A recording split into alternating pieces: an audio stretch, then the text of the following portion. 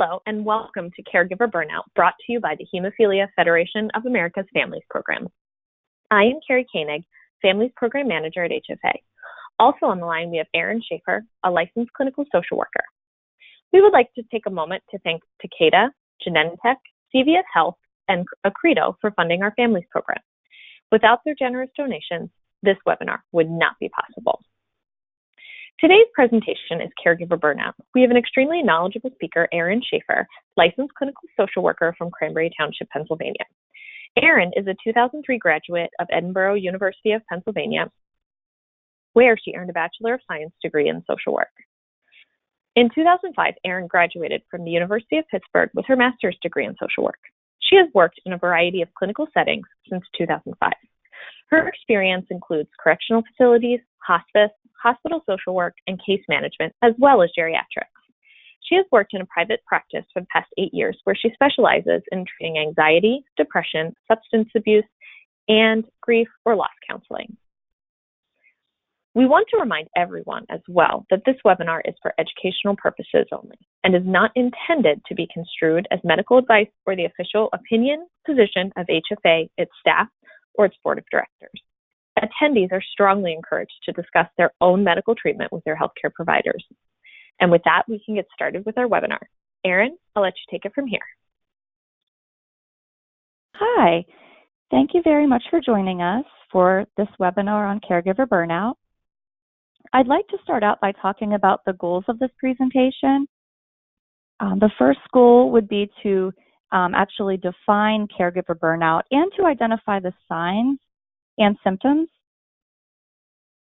The next goal would be to describe the potential long-term impacts of caregiver burnout. That would be upon the individual who is doing the caregiving and also the family, on the family.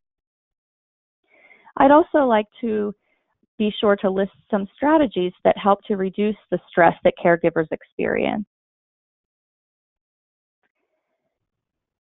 In addition, I'd like to identify various resources that are dedicated to helping caregivers in the community. So let's start out by defining caregiver burnout. Caregiver burnout is a physical or emotional state of exhaustion. The definition of stress is basically the body's emotional and physical response to a demanding situation. Caregiving is a demanding situation. Therefore, physical, emotional, and mental exhaustion would be expected if a caregiver does not take care of himself or herself. There's also a risk of developing an attitude of indifference towards the person receiving the care. And also, caregiver burnout can lead to self-destructive behavior, which we will get into later on. Okay, as far as the symptoms of caregiver burnout, one of the most common symptoms that I see as a clinician is depression. Often depression is characterized by changes in sleep or appetite, loss of interest in activities or hobbies that one previously looked forward to, and withdrawing, not being as communicative with one's support system, not communicating with family, friends, possibly coworkers. Those are all very common signs of depression. Sometimes weight loss would accompany the changes in sleep or appetite as well, and sometimes weight gain. Anxiety is another symptom of caregiver burnout. Often anxiety is accompanied by irritability, sometimes restlessness. Feeling overwhelmed is pretty common with caregivers as well. It's a very, very demanding responsibility. Fatigue, along with, just to piggyback on the demanding part of caregiving, it often leads to fatigue. It's very emotionally and physically tiring to be someone's primary caregiver, despite the person's desire to do so. That doesn't take away the fact that it is very tiring. Chronic pain and other physical problems often accompany caregiver burnout. I've met many individuals who have needed, for example, hip replacements, knee replacements. They've had chronic back pain just from, depending on the needs of the person for whom they're caring. Often physical pain and other long-term physical problems can be an issue for caregivers.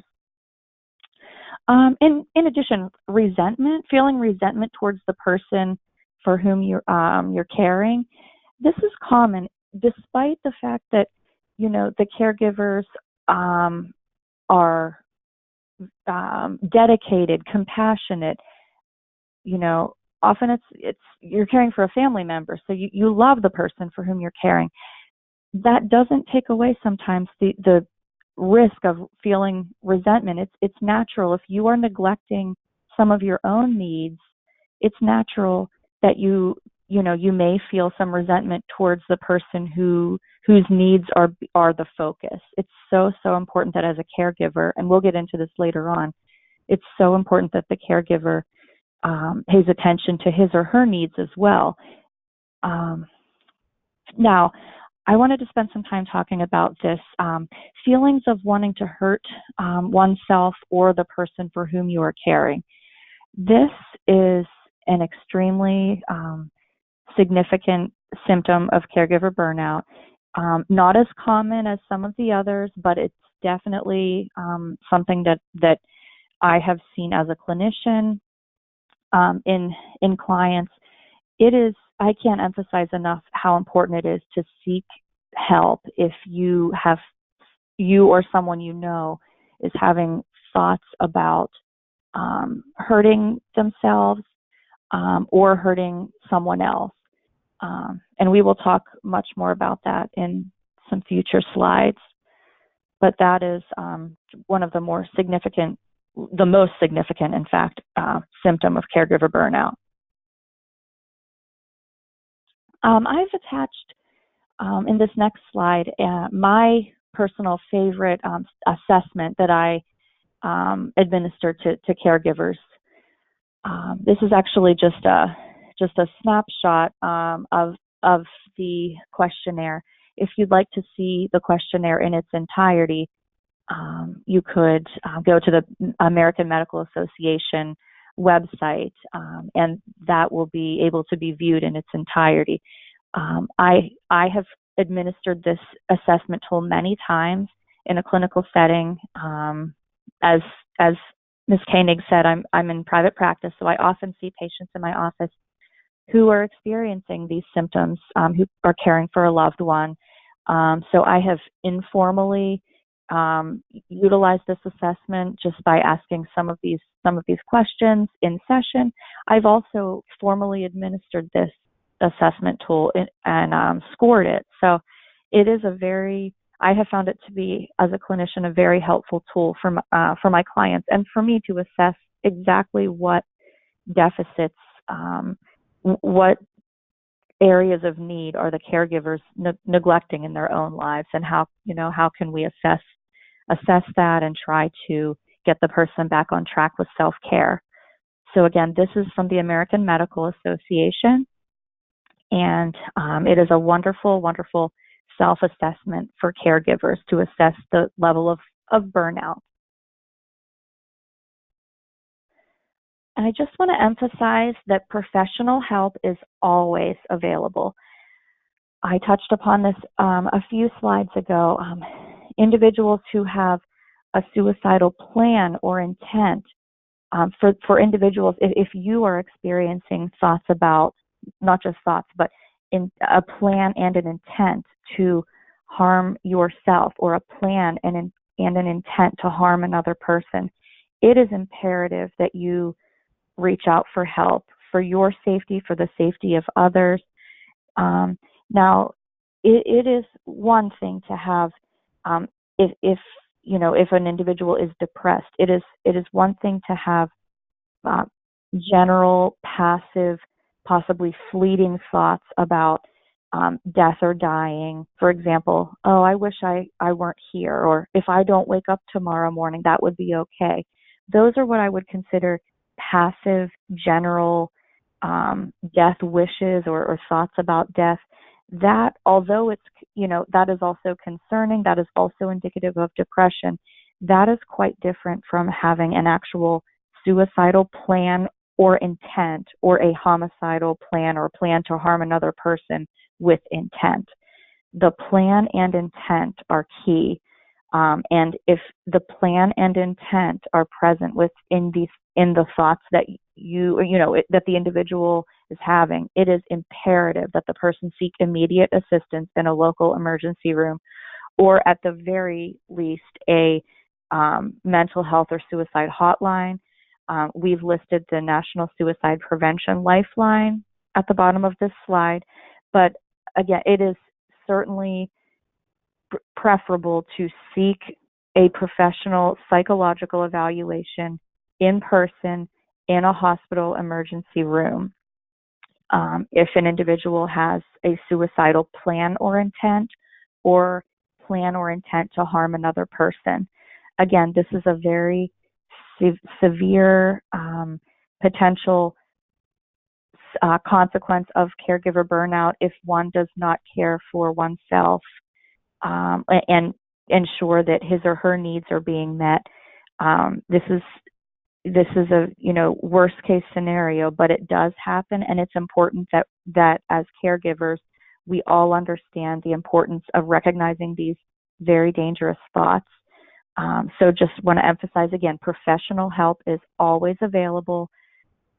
Suicidal plan or intent or plan or intent to harm another person, if these are thoughts that you are having, that someone else that you know is having, please seek immediate assistance in the local emergency room. And also we've listed the National Suicide Prevention Lifeline, 1-800-273-TALK. Let's talk about the potential long-term impact of caregiver burnout. Substance abuse is a very common impact that I see as a clinician. Often people self-medicate with drugs, with alcohol, sometimes with food. People feed their addictions. People self-medicate, and it's a way to numb oneself. It's a way to escape from the constant stress that can accompany caregiving responsibilities if one is neglecting his or her needs. Health or medical issues, we've talked about that a little bit regarding the back pain potential. Other potential physical symptoms would include, possible need for hip or knee replacements. The list goes on. Foot issues, or there could be many medical issues that could relate to caregiving. So it's important to be cognizant and aware of that possibility, that risk. Let's talk about relationship deterioration.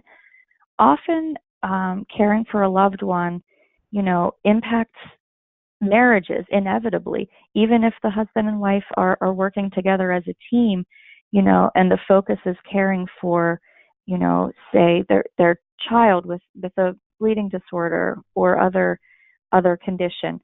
chronic condition. It's inevitably going to impact marriages. It can bring individuals closer together, working as a team to reach a common goal, working as a partnership. It also can have the opposite effect, unfortunately. I've seen many situations where the marriage can't sustain, or the relationship can't sustain itself because of the pressure and stress that caregiving can have upon a relationship. So it's important to be aware of that and to nurture your relationships. Make it a point to have a regular, date night or a night off. It's really important to be aware of the potential for your relationships and marriages to take a toll if 100% of your time and energy is dedicated to caregiving.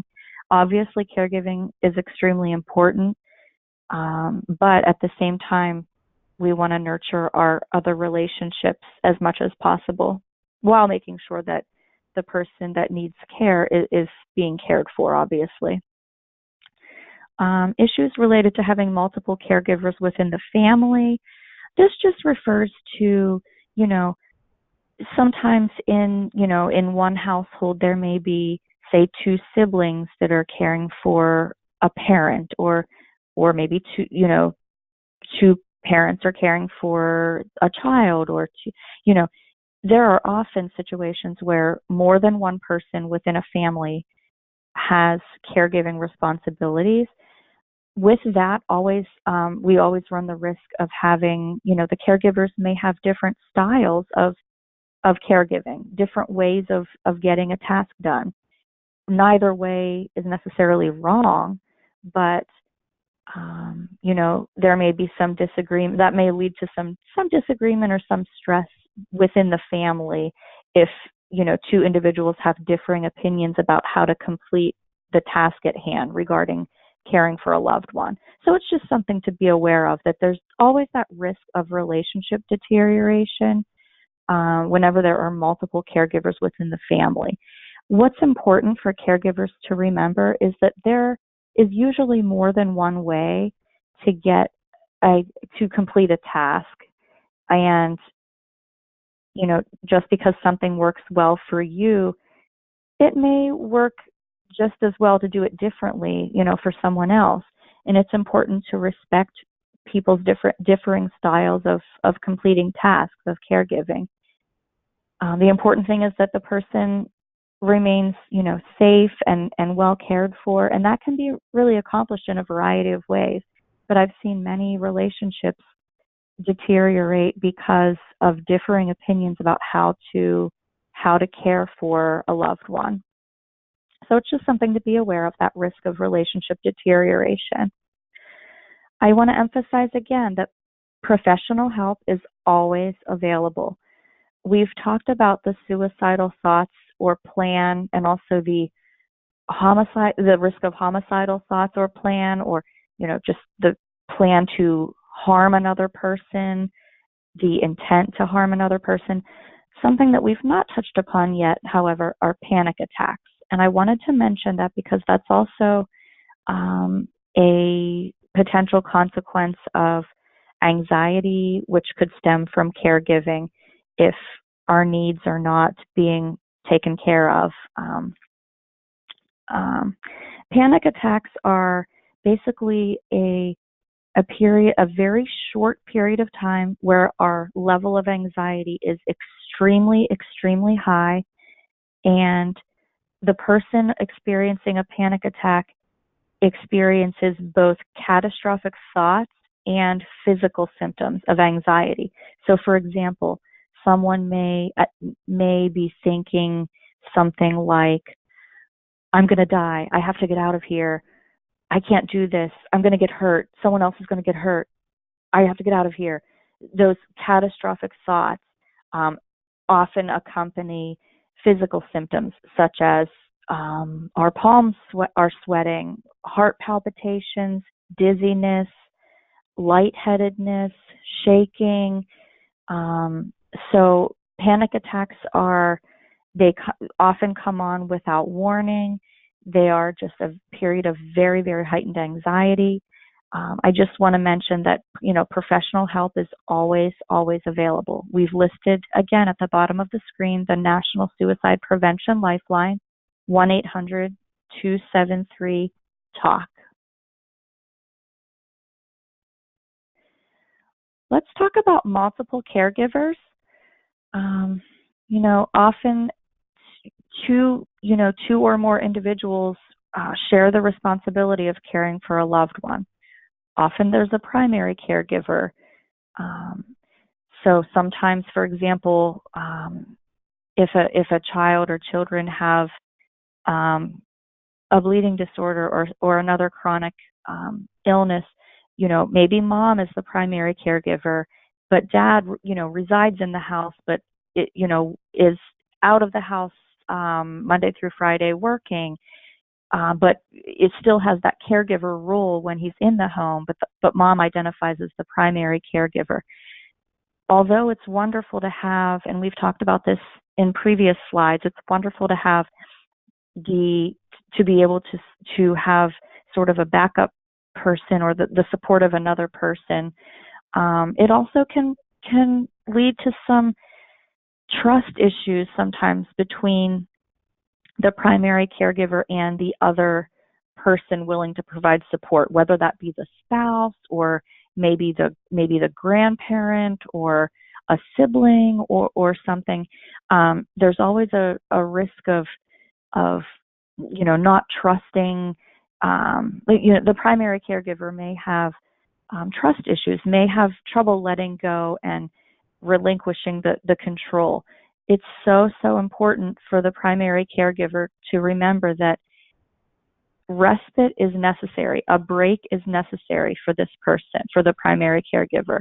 It's really, frankly, going to make you a better caregiver if you allow yourself to have a break, if you relinquish the control and allow your husband, allow your wife, allow your parent or your sibling or a neighbor or someone to help you, to support you so that you can have a little dinner out or go to the store by yourself or just have some time to regroup.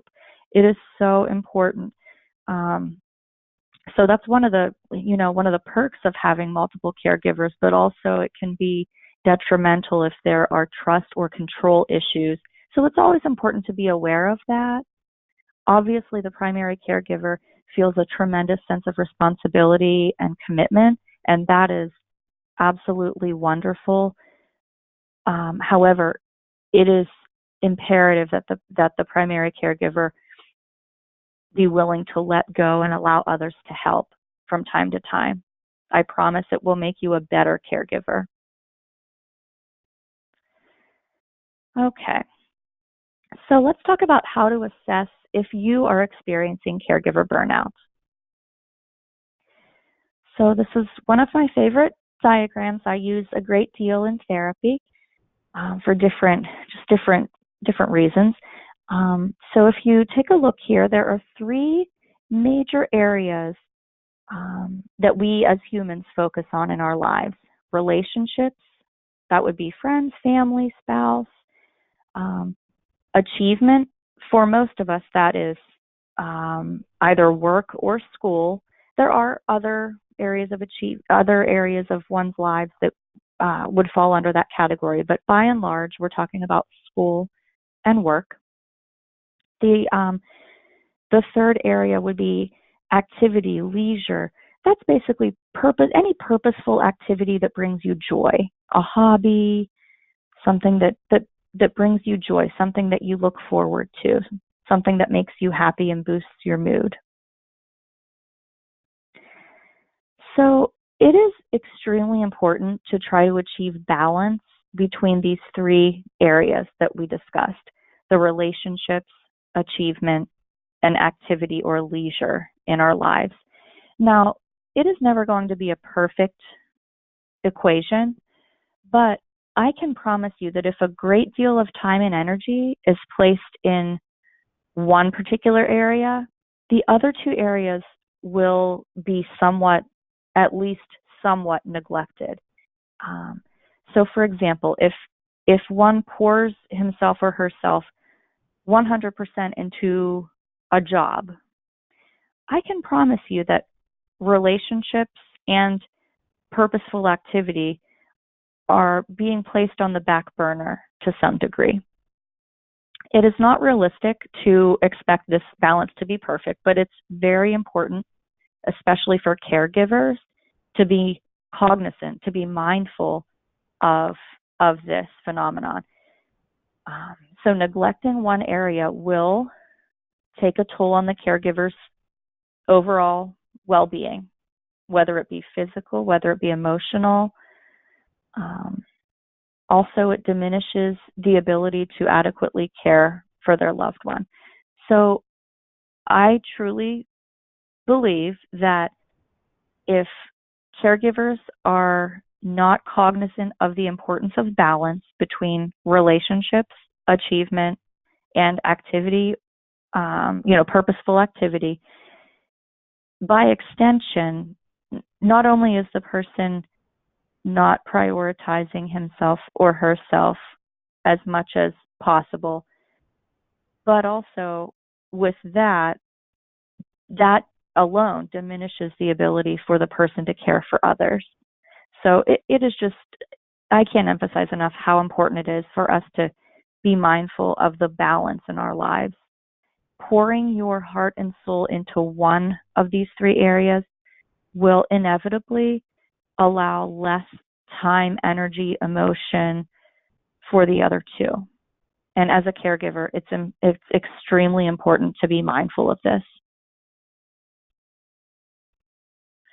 We've touched upon this already, but it's worth emphasizing again. Accepting help is imperative for caregivers. That could be, in the form of, people who are offering to provide meals, to provide transportation to appointments or to school. As caregivers, I think a lot of caregivers are surprised by the willingness that people have in the community, whether it be family, friends, neighbors, to help, to make a difference. It feels good to help another person. It feels good to take the load off of someone's shoulders, even if it's just from time to time. So please accept help. It's really good for everyone. It's healthy for you as a caregiver. It's healthy for the person that needs the care to know that others are capable of meeting his or her needs.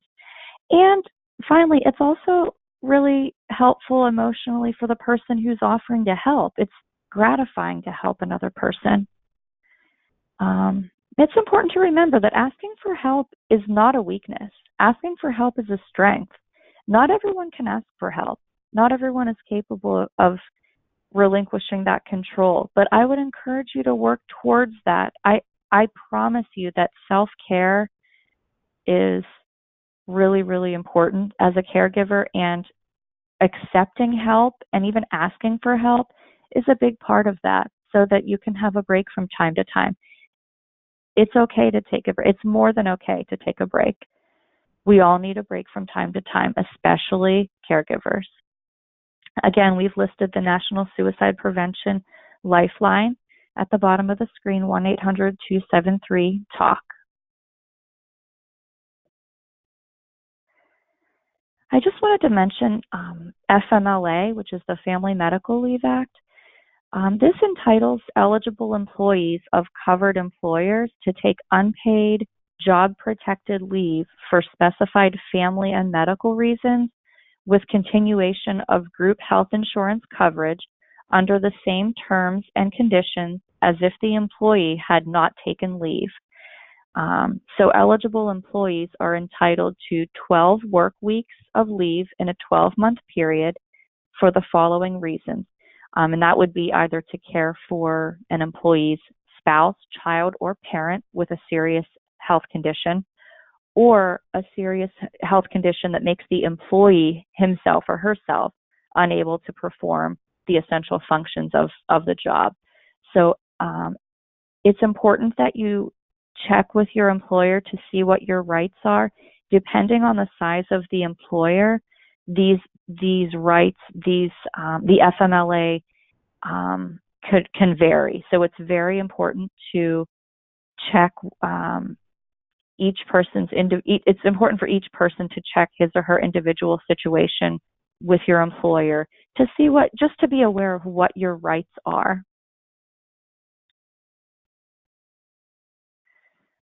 Okay. I'd like to talk about setting goals because as a caregiver, I'm sure that you've learned that, every day is different. Every day requires a plan. Some of us are more structured than others, but by and large, it's important to have goals, whether they're very specific or very general.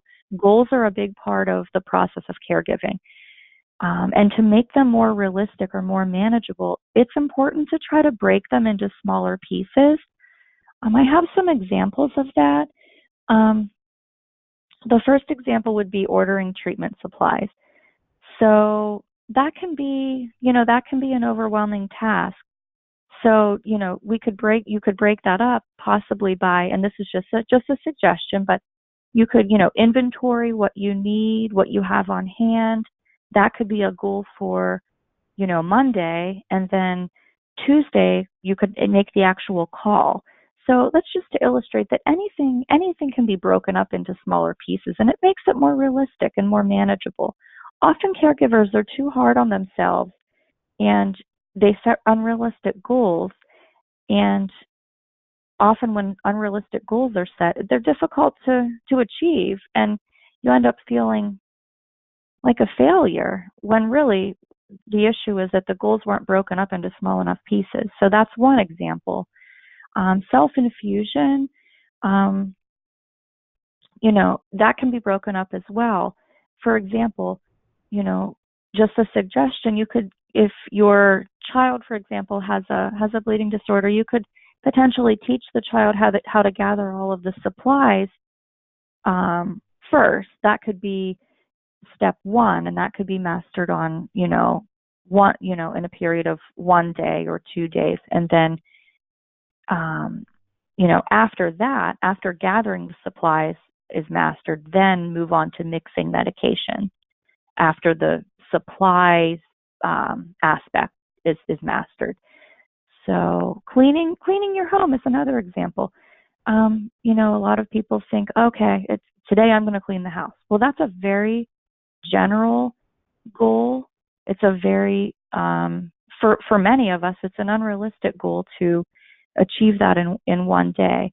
Breaking up this goal and focusing on one room at a time is just more realistic, more manageable, and it will set you up to succeed. We don't want to set ourselves up for failure. Cooking is another area, another caregiving responsibility that could be broken up into smaller pieces. Focusing on cooking one meal per day, or one meal that can be eaten as leftovers throughout the week. So that would be just an idea. Again, these are all just suggestions of ways to break up our goals into smaller pieces. So if, instead of say meal prepping on Sunday for the entire week and cooking a bunch of different things, if that seems overwhelming, well, it is. That's a lot of work. So just focusing on making one meal a day, or one large meal that can be eaten a little bit each day throughout the week. Those are just more manageable ways to reach our goals.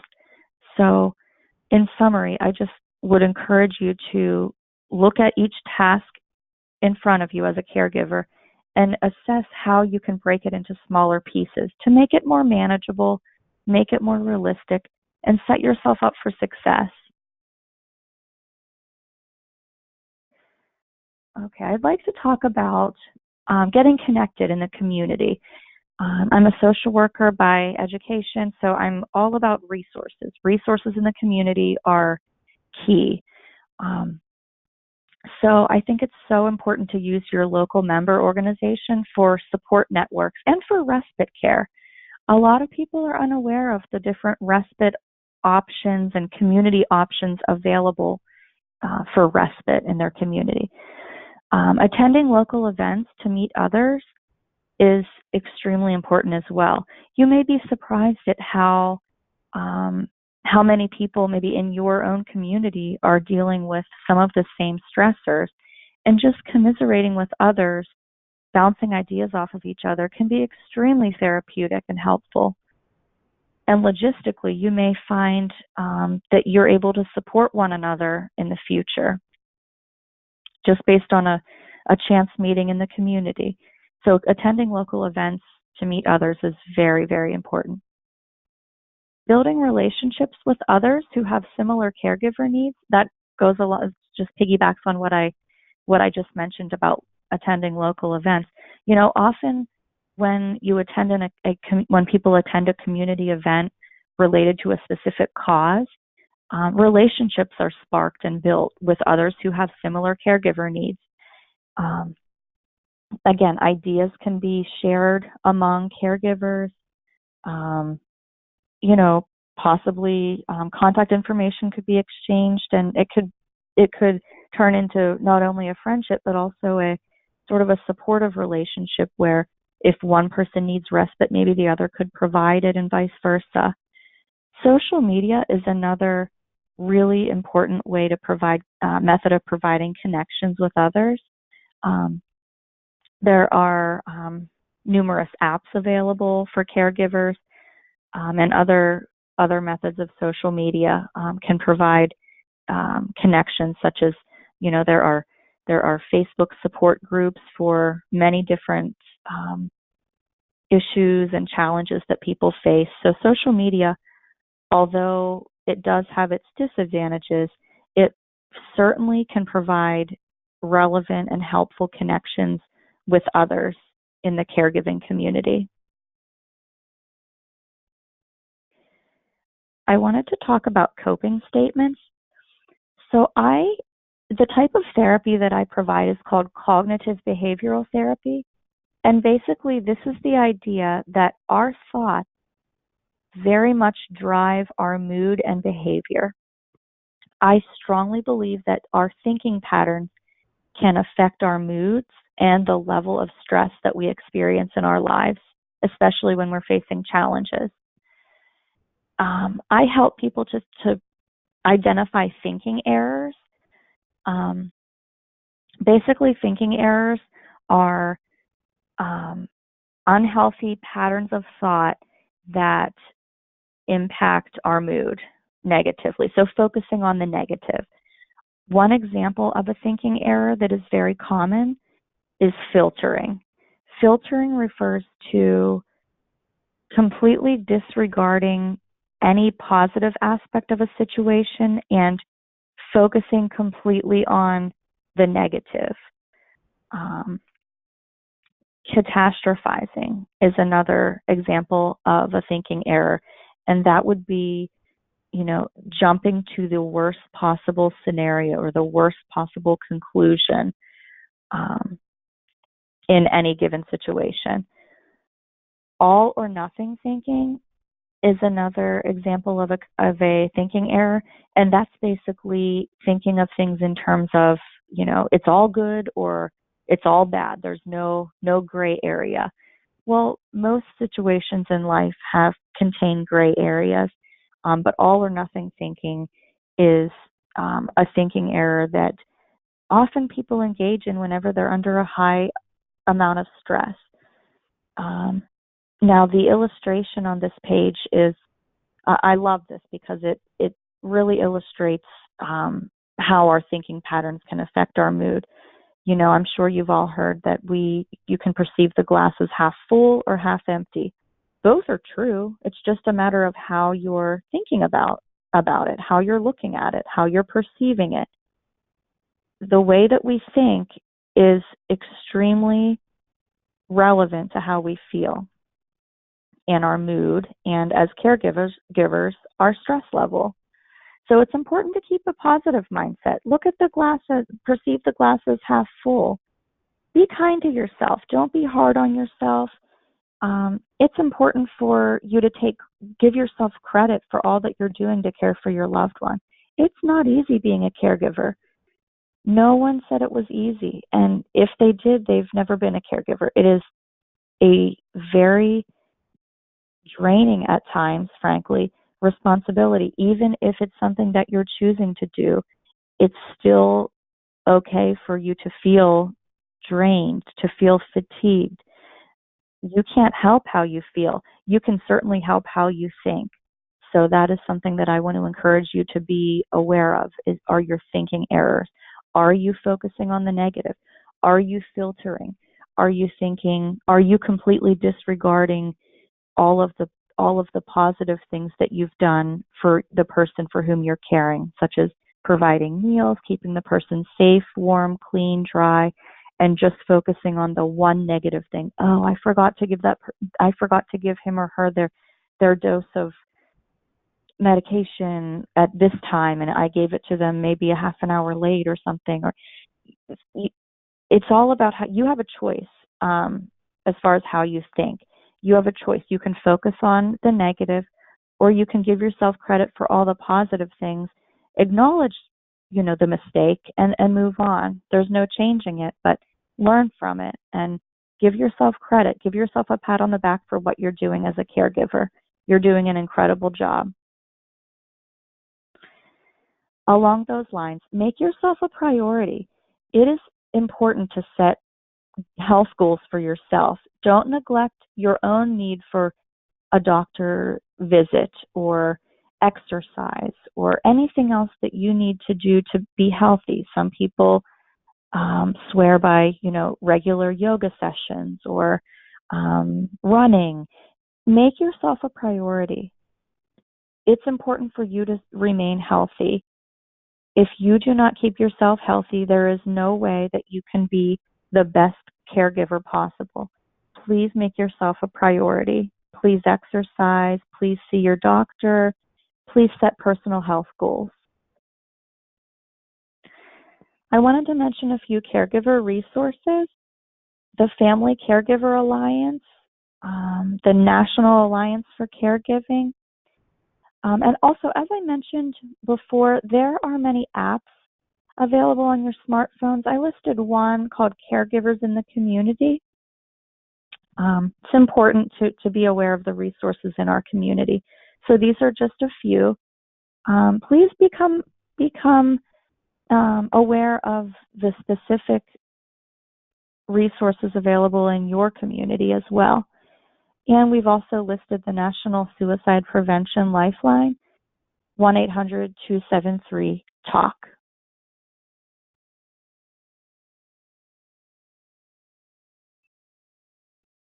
Thank you very much for attending this webinar.